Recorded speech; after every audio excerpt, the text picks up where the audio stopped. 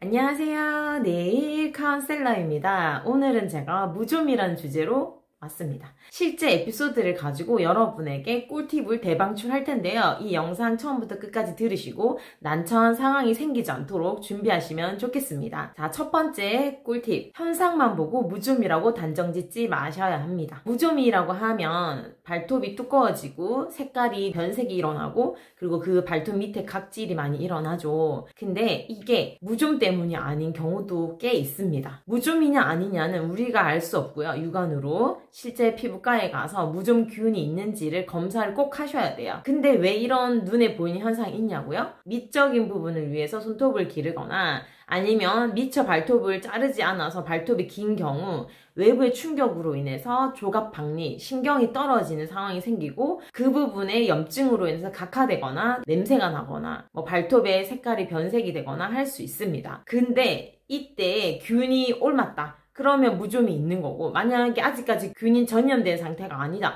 그러면 무좀이 아닌 거죠. 이 눈에 보이는 현상 가지고 무좀이라고 했다가 고객들에게 오히려 원망을 살 수가 있어요. 그렇기 때문에 그런 고객을 만나시면 눈에 보이는 거는 무좀하고 유사한데 정확한 거는 피부과에 가서 균 검사를 해보시라고 얘기하는 게 가장 지혜로운 방법이겠죠. 여러분의 샵은 정말 위생적인가요? 두 번째는 여러분이 여러분의 샵을 정말 청결과 위생을 철저하게 신경 쓰는 것입니다. 14년 전에 제가 30이 됐을 때 저의 개인 샵을 오픈했는데요. 저는 손소독제를 쓰기 시작했습니다. 손소독제를 했을 때 손님들이 다들 깜짝 놀라는 거예요. 도대체 이건 뭐냐고 100% 다 물어보셨어요. 그 말은 뭐예요?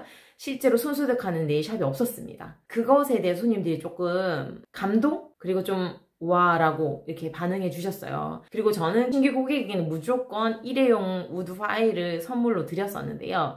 그 또한 고객들에게 신뢰를 받는 하나의 계기가 됐습니다. 일회용품, 개인용품을 사셔야 된다라고 기본 전제를 하고 무좀 있는 손님은 특별 관리를 했던 거죠. 그렇게 하다 보니까 손님들께서 저희 샵이 안전하다라는 인식이 생겼고 어떤 경우가 있었냐면 손님이 집 앞에 네일샵과 또 직장 앞에 저희 샵을 같이 병행해서 다니셨어요. 그런데 좀 수개월이 지나서 이분이 무좀이 생기신 거예요. 이분이 했던 말씀이 뭐냐면 이 샵은 안심이 되는데 동네에 있는 샵에서 무좀이 옮은 것 같아요 라고 해서 본인 스스로 저희 샵에서 생긴 게 아니다라고 확신하고 계셨어요. 이렇게 내가 위생을 철저하게 하는 것이 고객들이 인지가 됐을 때 고객들에게 그런 신뢰를 받으시는 것이 여러분을 보호하는 방법입니다. 그리고 세 번째 여러분이 아셔야 될 게 무좀균은 잠복기가 있다는 것입니다. 제가 네일 전문 학원도 했고 재료도 하다 보니까 원장님들한테 어떤 난처한 상황이 생겼을 때 저한테 전화가 오는 사례들이 종종 있는데요. 한 원장님께서 전화가 왔어요. 한 달 전에 이분이 워킹 손님으로 이 샵에서 관리를 받으셨는데 이 샵에서 관리받고 무좀이 생겼다라고 클레임을 건 거예요. 그래서 너무 진짜 울 것 같은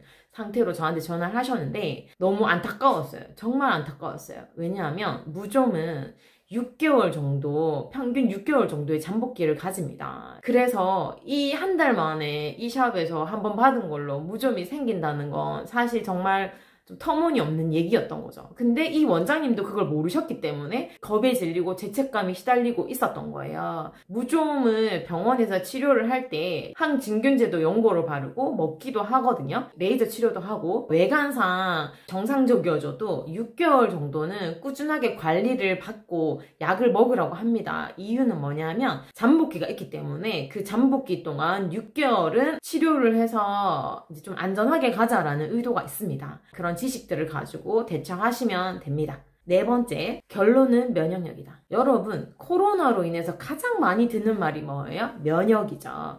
근데 이 무좀도 면역이랑 상관이 있습니다. 균이잖아요. 그쵸? 근데 이 균에 우리가 노출되더라도 내가 건강하면 괜찮아요.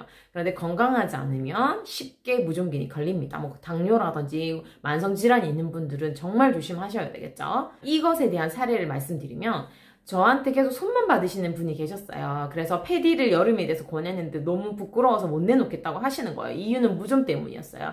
그래서 제가 괜찮다고 일단 한번 보겠다고 했는데 이분이 얘기하신 게 뭐였냐면 어느 어느 날 갑자기 무좀이 생겼다고 하시는 거예요. 그래서 제가 그럴 리가 없을 텐데요. 혹시 남편이 무좀이 있으세요? 했더니 남편하고 산 지가 20년이 넘었는데 뭐 10 몇 년 동안 괜찮았는데 무좀 생긴 거는 사실 얼마 되지 않는다 이렇게 얘기를 하시더라고요. 그래서 제가 혹시 이 무좀이 생긴 발톱이 심하게 외상을 입으신 적이 있냐고 이렇게 여쭤봤어요. 등산을 다녔는데 좀 심하게 부딪혀가지고 발이 되게 아픈 적이 있었는데 그러고 보니까 그러고 나서 무좀이 왔네라고 하시는 거예요.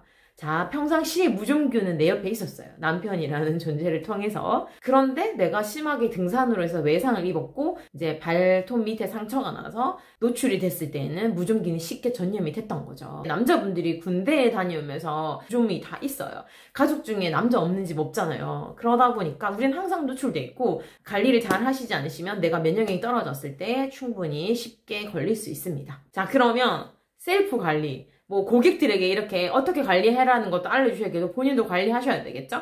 어떻게 하냐면 우선은 정말 건강관리 잘 하셔야 돼요. 면역에 관련된 부분들을 여러분이 잘 관리하시고요. 그리고 상처가 났을 때 빨리 대처를 하셔가지고 상처가 오래가지 않도록 하는 것도 방법이에요. 그리고 두 번째는 청결이 정말 중요합니다. 위생 상태가 좋아야겠죠. 좋은 방법은 발 씻으실 때 칫솔로 발톱 사이를 깨끗하게 클린하시는 거 추천드리고요. 그리고 세 번째는 습기가 있으면 쉽게 무좀이 옮아요. 그래서 뭐 신발이라든지 여러 가지 수건이나 따로 쓰는 것도 중요한데 발을 꼭 드라이에 말리시면 좋겠습니다. 그리고 네일샵에서 또 중요한 게 있어요.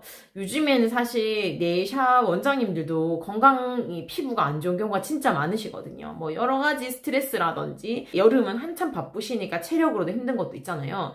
그래서 무좀이 걸리시는 경우들이 꽤 많아요. 근데 무좀이 발에만 걸려요. 그게 아니라 정말 다 막았어요. 근데 반팔 입고 토시를 했는데 그 틈 사이에 무좀이 옮기도 하고요. 그리고 항상 모자를 쓰시는 원장님이신데 그분은 다 괜찮았는데 목 있는 뒷부분이 가려워서 병원을 갔더니 무좀인 경우도 있었어요. 네일샵에서 네일리스트 개인의 위생을 챙기는 가리개라든지 뭐 마스크, 가운 같은 것들도 나오더라고요. 네일리스트 본인의 건강과 위생 철저하게 챙기셔서 즐겁게 네일샵에서 일하시면 너무 좋겠습니다.